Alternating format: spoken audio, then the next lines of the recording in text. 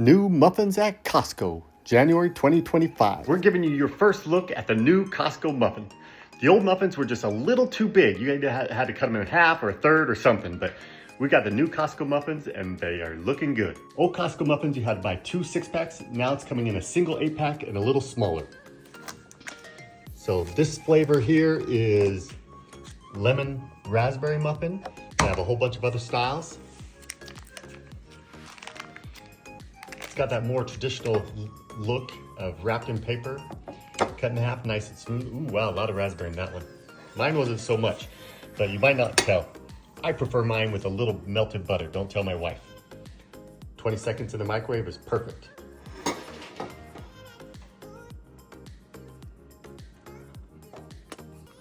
I feel really good, traditional muffin.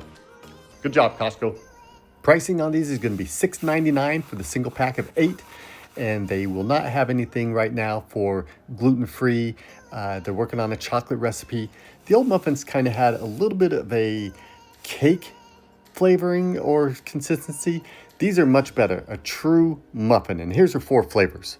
We got blueberries and cream, butter pecan, cinnamon chip, and lemon raspberry, the ones we tried.